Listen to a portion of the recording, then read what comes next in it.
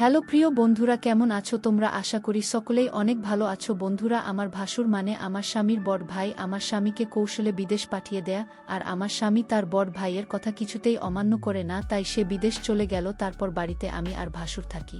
একদিন রাতে ভাসুর বলল, আমার পায়ে খুব ব্যথা করছে, আমায় একটু মেসেজ করে দিবে। ভাসুরের এটা ছিল মিথ্যে অভিনয়। আমি ভাসুরের চিৎকার শুনে আমি তার পায়ে মেসেজ করতে গেলাম। তারপর ভাসুর দরজা লক করে দিল। তারপর আমার সাথে যা ঘটেছিল তা শুনলে তোমাদের মাথা গরম হয়ে যাবে। তাহলে চলুন বন্ধুরা, গল্পটা বলি। আমি ঢাকায় স্বামী শাশুড়ি ভাসুরের সাথে থাকি। আমার স্বামী আর ভাসুর ব্যবসা করে, শাশুড়ি প্রায় অস্ট্রেলিয়ায় থাকতে যান। ওনার ছোট মেয়ের কাছে এখন মূল সমস্যাটা বলি। আমার স্বামী আমাকে নিজে পছন্দ করে বিয়ে করতে চেয়েছিল, কিন্তু আমাদের পরিবারের সাথে তাদের আর্থিক অবস্থা মেলে না। আমরা মধ্যবিত্ত, তারা ধনী বলে কেউ রাজি ছিল না। তখন আমার ভাসুর সবাইকে রাজি করান। তবে আমার প্রতি আমার ভাসুরের অনুরোধ ছিল যেন ওনার বাচ্চাকে আমি যেন দেখাশোনা করি। ভাসুরের একজন মালয়েশিয়ান বউ ছিল, সে 1 বছরের বাচ্চাকে রেখে ডিভোর্স করে চলে যায়। বাচ্চাটাকে আমি দেখাশোনা করি। বাচ্চাটার বয়স 2 বছর এখন। যাই হোক বন্ধুরা, এখন মূল ঘটনায় আসি। একদিন দুপুরে বাসায় আমি আমার ভাসুরের ছেলেকে কোলে নিয়েছিলাম এবং একটু পর বাচ্চাকে বিছানায় শুয়ে আমি বাথরুমে গোসল করতে চাই। বাচ্চাকে যেহেতু রুমে একা রাখি, তাই ওকে দেখে রাখার জন্য বাথরুমে দরজা খোলা রাখি। ভাসুর তখন বাইরে আর শাশুড়ি অস্ট্রেলিয়ায় বরের কাছে বাসার চাবি থাকে। কিছুক্ষণ পর দরজায় শব্দ পাই। হয়তো আমার ভাসুর এসেছে, কারণ চাবিটা ওর কাছে ছিল। কিন্তু ভাসুরকে দেখে হঠাৎ আমার রুম এ ঢুকে পড়তে বাচ্চাটি কিছুটা কাঁদছিল, তাই মনে হয় বাচ্চার শব্দে এসে উনি বাথরুমে ঢুকে পড়ে। আমি অবাক হয়ে গেলাম। কেউ না বলে হঠাৎ এভাবে বাথরুমে ঢুকে পড়ে। আমি তাকে কিছুই বলতে পারিনি। ভাষণ তখন বলছিল, সরি, আমি জানি না তুমি বাথরুমে ছিলে। এদিনের ঘটনার পর থেকে ভাসুরের চোখে আমি একটা অন্যরকম দৃষ্টি দেখি। দৃষ্টিটা জানি কেমন, আমার মোটেও ভালো লাগে না। মনে হয় উনি আমার দিকে তাকিয়ে অনেক কিছু ভাবছেন। আমাকে উনি নাম ধরে ডাকতেন, কিন্তু এখন ডাকার ধরনটাও কেমন যেন হয়ে গেছে। এই ঘটনার পর থেকে প্রায় প্রতিদিনই দুপুরে উনি বাসায় চলে আসেন, অথচ আগে প্রয়োজন ছাড়া কখনো আসতেন না। এই সময় আমার বর থাকে প্রতিষ্ঠানের অফিসে কাজ না থাকলেও বরকে কোনো একটা কাজে লাগিয়ে উনি বাসায় থাকেন। শুধু বাসায় থাকলে সমস্যা ছিল না, কিন্তু বাচ্চার কাছে থাকার উৎসাহতে উনি আমার ঘরেই পড়ে থাকেন আর অদ্ভুতভাবে তাকান বাচ্চার জন্য। আমিও বেশি দূরে সরতে পারি না। বাচ্চাটা কিছুক্ষণ পরপর আমাকে ডাকে। এই অবস্থা প্রায় 2-2.5 মাস ধরে চলছে। হঠাৎ আমার ভাসুর বলল, আমার স্বামীকে বিদেশ পাঠাবে, ভালো একটা ভিসা আছে, তাই বেতনও অনেক ভালো। আর তাই আমার স্বামীও না করেনি। উনি মনে হয় আমার কাছে কিছু একটা চাচ্ছেন, না হলে আমার স্বামীকে বিদেশ পাঠাল কেন? তবে তার চাওয়াটা যে কি সেটা আমি বুঝতে পারছি না। আমার ভাবি আমার ধারণা হয়তো ভুল, কারণ উনি খুবই ভালো একজন মানুষ, খুব খেয়াল রাখেন আমাদের, তাই দ্বিধাটা রয়েই যাচ্ছে। আমি কি করলে ওনার সাথে সম্পর্কটা আবার আগের মতো হবে? তাছাড়া আমি ওনার মনে কি আছে সেটা কিভাবে বুঝতে পারব? আমার বরকে কি ঘটনা জানাবো নাকি অপেক্ষা করব? আমি ভাবলাম না, বরকে এখন কিছু জানানোর দরকার নেই। আমি আরও কনফার্ম হয়ে তারপর জানানো উচিত। আমি মনে করি ভাসুর আমার দিকে অন্যরকম দৃষ্টিতে চেয়ে থাকত। আমি মাঝে মাঝে বলেই উঠতাম, আপনি এভাবে কি দেখেন আমার দিকে তাকিয়ে? তখন উনি বলতো, আসলে কি বলবো, আমি খুব কষ্টে আছি। আমার কষ্টটা যদি তোমার কাছে বলি তুমি হয়তো কি মনে করো তা আমি জানি না, তবে তুমি আমার বাচ্চাটাকে নিজের মনে করে লালন পালন করছো, এতে আমি অনেক খুশি। সত্যিকার অর্থে তুমি একজন ভালো ঘরের মেয়ে, কারণ এখনকার যুগের মেয়েরা তার নিজের সন্তানের প্রতি এতটা কেয়ার করে না যতটা তুমি আমার বাচ্চাটাকে করছো। আমি তোমার এই ঋণ কোনোদিন শোধ করতে পারবো না।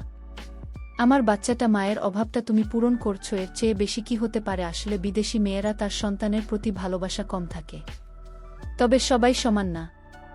বাঙালি নারীরা তার সন্তানের দিকে তাকিয়ে সারাটা জীবন কাটিয়ে দিতে পারে। বাঙালি নারীর কোনো তুলনা হয় না। তবে আমার ছোট ভাইয়ের বউ করে তোমাকে আনতে পেরে আমি নিজেকে ধন্য মনে করছি। আমার ভাসুর আমার এসব প্রশংসা করছিল।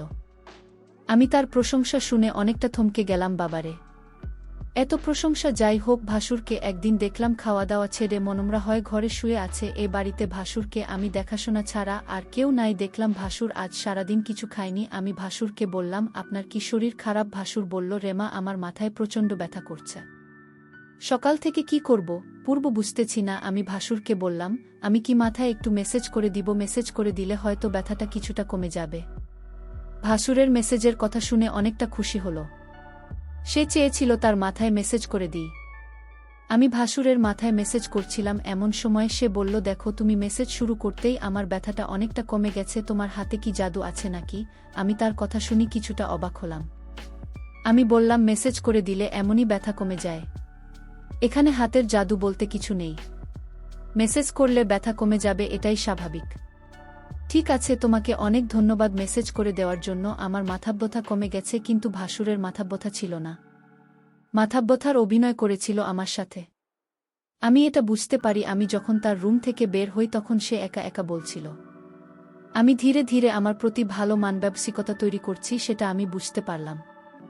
ভাসুর কেন আমার সাথে এমন মিথ্যে আটক করছিল, তার উদ্দেশ্যটা কি ছিল, তা আমার জানা খুব জরুরি ছিল। আমি বাড়িতে আছি, ভাসুরের সন্তান, আর আমি এর পরদিন আবার সেই অভিনয় শুরু করল। সে আস্তি করে চিৎকার করছে আর বলতে লাগল, আমার মাথাটা ব্যথা করছে। এখন কি করব? আমি তখন ভাসুরকে বললাম, ডাক্তারের কাছে যান, তাহলে সব ঠিক হয়ে যাবে। রোগ নিয়ে ঘরে বসে থাকলে কি আর চলবে, বা রোগ ভালো হবে? ভাসুর আমার কথাটা শুনে দেখলাম তার মুখটা অন্ধকার হয়ে গেল। আসলে কি তার মাথা ব্যথা করছে, নাকি এসব অভিনয়? আমি তার হাবভাব কিছুই বুঝতেছি না। আমি ভাসুরকে বললাম, চলো না, যে আপনাকে ডাক্তারের কাছে নিয়ে যাই। ভাসুর বলল, তুমি একটু মেসেজ করে দিলেই তো মাথা ব্যথাটা কমে যায়। তাহলে শুধু শুধু কষ্ট করে কেন ডাক্তারের কাছে যাওয়া লাগবে কেন? আমি ভাসুরের কথাটা শুনে কিছুটা অবাক হলাম। সে চাই আমি তার মাথায় মেসেজ করে দেই।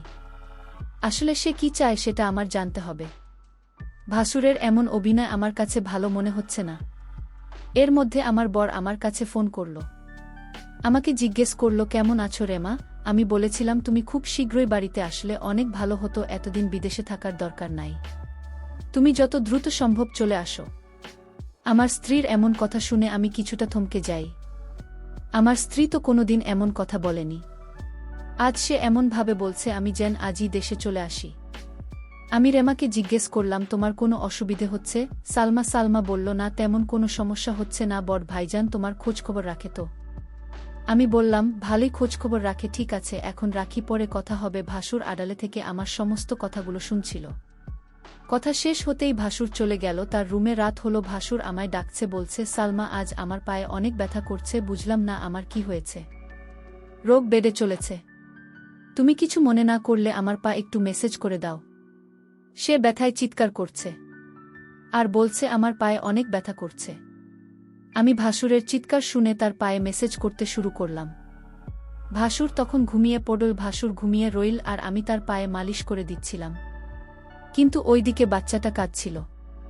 আমি ভাসুরকে বললাম, আপনি ঘুমিয়ে পড়েছেন, বাচ্চাটা কাঁদছে, আমি চলে যাই। তখন ভাসুর বলল, ঠিক আছে, বাচ্চাটাকে ঘুম পাড়িয়ে আবার এসো। ভাসুর আমার সাথে এমন করছে মনে হচ্ছে আমি এ বাড়ির চাকরানী, সারাক্ষণ তার সেবা যত্ন আমার করতে হয়। আমি তো এই পরিবারের সমস্ত কাজ করতে করতে আমি অনেক ক্লান্ত। কিন্তু আমার কষ্টকে আর কে বুঝে? পরের দিন আমি বলেছিলাম ভাসুরকে, আপনার মাথায় ব্যথা, পায়ে ব্যথা, আজ শুনুন, আপনার চিকিৎসা করাব। আজ আমি আপনাকে ডাক্তারের কাছে নিয়ে যাব। আপনি না যেতে চাইলে আপনাকে জোর করে নিয়ে যাব। ভাসুর মনে হচ্ছে গলা শুকিয়ে গেল, কারণ ডাক্তারের কাছে গেলে হয়তো সত্যতা পাশ হয়ে যাবে, তার কোনো রোগ ধরা পড়বে না। তখন হয়তো আমার চোখে সে দোষী হয়ে যাবে। এটা ভেবেই ভাসুর ডাক্তারের কাছে যেতে চাইত না। আমি সেটা ভালো করেই বুঝতে পারতাম। আর তাই ভাসুরকে আজ আমি বললাম, আপনি যদি আজ ডাক্তারের কাছে না যান তাহলে আপনি এই বাড়িতে একা একা থাকতে হবে। আমি চলে যাব এই বাড়ি থেকে। আমার স্বামী ফিরে আসলে আবার এ বাড়িতে ফিরব। তার আগে না। ভাসুর আমার কথা শুনে থমকে গেল। তাহলে সালমা আমার মনের কথা কি বুঝে গেল নাকি? আমি বললাম, ঠিক আছে সালমা, চল, আজ আমি ডাক্তারের কাছে যাব। তুমি যখন চাইছ, আমি কি আর না করতে পারি? যাই হোক, ডাক্তারের কাছে গেলাম। ডাক্তার তার সমস্ত শরীর পরীক্ষা করল। পরীক্ষার রিপোর্টের জন্য অপেক্ষা করতে লাগলাম। ভাসুরাজ অবশ্যই আমার কাছে ধরা পড়বে। ভাসুরের মুখখান দেখলাম শুকিয়ে গেছে। প্রায় 4 ঘন্টা পর রিপোর্ট আসলো। ডাক্তার রিপোর্ট দেখে বলল, আপনার কোনো সমস্যা নেই, আপনি তো ভালো আছেন। আপনার সমস্ত রিপোর্ট ভালো। ডাক্তারের কথা শুনে ভাসুর অনেকটু লজ্জিত হল। আমি ভাসুরকে নিয়ে বাড়িতে ফিরলাম। আমি ভাসুরকে জিজ্ঞেস করলাম, আপনার কোনো রোগ নেই, আপনি রোগের ভান করে কেন আমাকে কষ্ট দিলেন? আপনার উদ্দেশ্যটা কি বলবেন? ভাসুর বলল, আরে অনেক সময় রিপোর্টের সমস্যা ধরা পড়ে না, কিন্তু সালামা বিশ্বাস করো আমার সত্যি পায়ে এবং করছিল। পরের দিন রাতে ভাসুর আবার চিৎকার শুরু করল। বলতে লাগল, ব্যথায় মরে গেলাম রে বাবা, আমার খুব পায়ে ব্যথা করছে। শুনোস সালমা, তুমি আমার পায়ে একটু মেসেজ করে দাও। আমি তার চিৎকার শুনে কি আর করব, মেসেজ করতে গেলাম, তার পায়ে মেসেজ করে দিলাম। ভাসুর তখন ঘুমের ভান করে শুয়েছিল। সালমা তার পায়ে মেসেজ করে দিচ্ছিল। ভাসুর বলল, ঠিক আছে, আমার ব্যথা একদম নিরাময় হয়ে গেছে, এখন তুমি যাও, ঘরে গিয়ে ঘুমিয়ে পড়ো। কিন্তু সালমা দেখি আমার কথা কিছুই শুনেছে না। সে আমায় পায়ে ধরেই ঘুমিয়ে গেছে। মনে হচ্ছে সে অনেক ক্লান্ত হয়ে গেছে। আমি বিছানা থেকে উঠে বললাম, তুমি এখানে কিভাবে এলে, আর আমার রুম এ কেন? এখানে তুমি কি করছো? ভাসুরের এসব কথা শুনে আমার মনে হলো, বা আপনি তো ভালোই বলছেন। ভাসুর বলল, যাও তোমার রুম এ গিয়ে ঘুমাও। ভাসুরের আজকে বিশ্বাসটা আমি কিছুই বুঝতে পারছিলাম না। রাত শেষে সকাল যখন এলো, একজন লোক ডাকতে লাগল, সালমা ম্যাডাম বাড়িতে আছেন? আমি বললাম, আমি সালমা, বলুন কি বলবেন। লোকটি আমার হাতে একটি কাগজ দিয়ে বলল, এটা আপনার স্বামী বাহির থেকে পাঠিয়েছে। আমি খামটা খুলে যা দেখলাম তা দেখে আমার মনে হচ্ছিল আকাশের পুঁজি আমার মাথায় ভেঙে পড়ল। এটা ছিল ডিভোর্স লেটার। আমার স্বামী আমাকে বিদেশ থেকে ডিভোর্স দিয়ে দিয়েছে। আমার তো কোনো অপরাধ ছিল না, তাহলে কেন সে আমাকে ডিভোর্স দিল? আমি তো কিছুই বুঝতেছি না। আমি অনেকটা ভেঙে পড়তে লাগলাম। আমার মাথায় কোনো কাজ করছিল না। আমি এটা মেনে নিতে পারছি না, কোনো কারণ ছাড়ে আমাকে ডিভোর্স দিল আমার স্বামী, এটা আমি কিভাবে মেনে নেব? কিন্তু হঠাৎ আমার ইমোতে আমার স্বামী একটা ভিডিও সেন্ড করে পাঠালো। ভিডিওটা দেখে আমার মাথা ঘুরে গেল। ভিডিওটা তো আমি যখন ভাসুরের পায়ে ব্যথা ছিল তখন মেসেজ করছিলাম সেই ভিডিও। আমি ভিডিওটা দেখে চমকে গেলাম। আমি ভাসুরের উপকার করলাম, আর ভাসুর কি নাম স্বামীকে ভুল ধারণা দিল, কেন সে এটা করল? আমি ভাসুরের রুম এ গিয়ে ভাসুরকে বললাম, আপনি কি মানুষ না অন্য কিছু? আপনি কিসের জন্য আমার সংসারটা ভেঙে দিলেন একটা মিথ্যা নাটক করে? আমার মন তো সহজ সরল ছিল, আমি কিছুটা বুঝতে পারছিলাম, কিন্তু আমি তা আপনাকে বলিনি, কারণ আমি আপনাকে সম্মান করি, আর তাই আপনি এই সম্মানের এই প্রতিদান দিলেন। ভাসুর তখন দরজা লক করে দিল। আমি বললাম, দরজা লক করলেন কেন? সে বলল, একটু পরেই সবকিছু বুঝতে পারবে। ভাসুর তখন আমার পায়ে এসে পড়ল আর বলল, তুমি আমায় ক্ষমা করে দাও। আমি যা করেছি আমার সন্তানের জন্য করেছি। আমি চেয়েছি তুমি আমার সন্তানের মা হয়ে জন্ম দাও। আমার সন্তানকে তুমি যেভাবে লালন পালন করছো এতে আমি অনেক খুশি।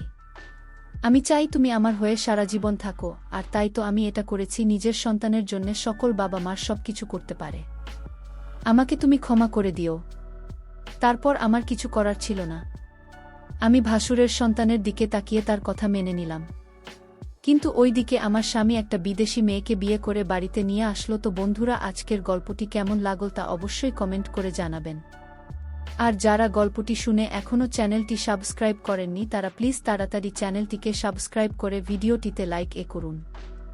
ধন্যবাদ।